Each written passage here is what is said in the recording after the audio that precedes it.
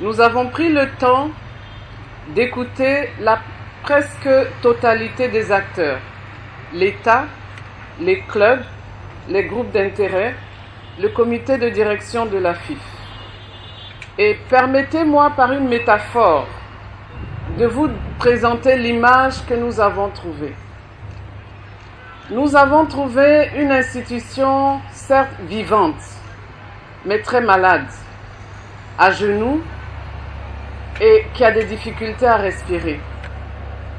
Nous avons trouvé une institution paralysée à moitié. Nous avons trouvé une institution où, en termes de gouvernance, les membres n'avaient plus confiance à la tête de l'institution.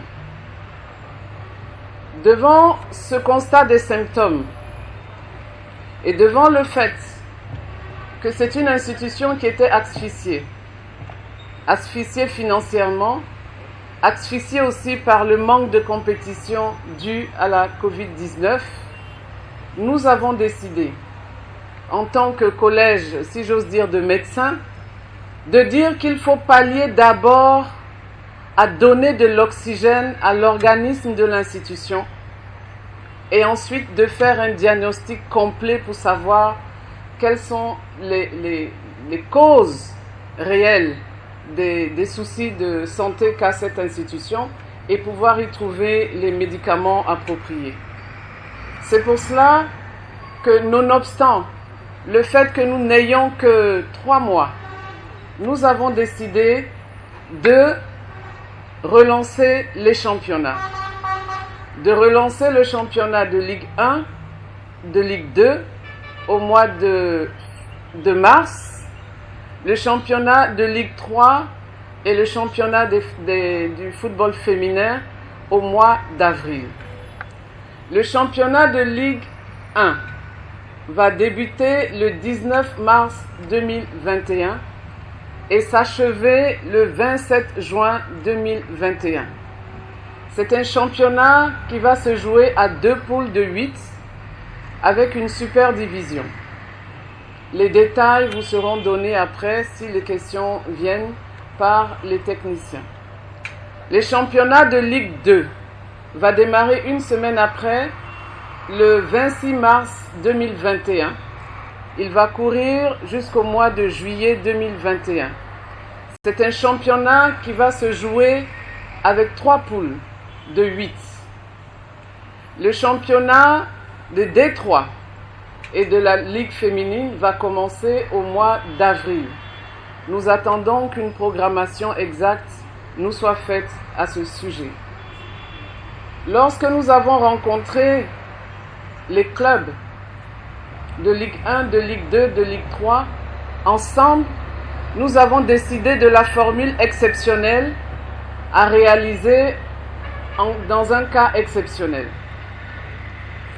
Nous avons convenu aussi que le championnat de Ligue 1 va se faire avec 14 équipes. On maintient les 14 équipes. En mars 2020, à l'arrêt du championnat, la Ligue 1 avait déjà réalisé 76% de ses matchs. Donc évidemment, nous l'avons validé.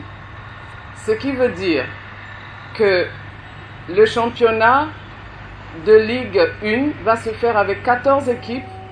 Les 2 derniers de Ligue 1 vont être relégués en Ligue 2 et les 2 premiers de Ligue 2 vont remonter en Ligue 1. Le championnat de Ligue 2 à l'arrêt de mars 2020 avait déjà joué 76% de ses matchs. Donc nous l'avons validé. Cependant, quand on regarde la division 3, ils ont joué moins de 50% des matchs. En ce moment-là, il nous est difficile de valider la saison 2019-2020, ce qui veut dire que pour la division 3, nous recommençons le championnat, nous le reprenons là où c'était, il n'y a pas de montée, il n'y a pas de descente à leur niveau. Voici pour ce qui concerne la reprise de la saison. Ensuite, nous allons entrer maintenant dans la phase de diagnostic pour essayer de comprendre les sources des problèmes liés à l'institution. Je voudrais dire que nous sommes une équipe de mission. Nous ne sommes pas une équipe qui vient jouer à la chasse aux sorcières. On nous présente un malade. On regarde le malade, on essaie d'apporter les ressources, on ne cherche pas qui a rendu le malade malade. S'il y a des sorcières, je pense que ceux qui y croient iront se renseigner auprès de qui de droit. Mais je voudrais rappeler que c'est une équipe de mission. C'est une équipe qui est totalement indépendante et qui vient pour faire un diagnostic, apporter les médicaments nécessaires pour que le malade qui est paralysé puisse retrouver la totalité de l'activité de ses membres. Il est important de le relever pour dire que on ne peut pas venir chercher à apaiser une maison en prenant nous-mêmes parti dans le conflit de cette maison-là. Je ne voudrais pas terminer en disant un très grand merci d'abord à l'État de Côte d'Ivoire. Comme vous le savez, le football ivoirien est financé à 75% par les ressources de l'État. Et c'est bien. Et ils sont prêts à nous accompagner aussi pour la reprise du championnat. Je voudrais aussi adresser mes remerciements à la presse qui, depuis la nomination du comité de normalisation, n'a pas cessé de nous approcher pour avoir les informations nécessaires. Je vous remercie pour votre intérêt et nous comptons sur vous pour réussir notre mission.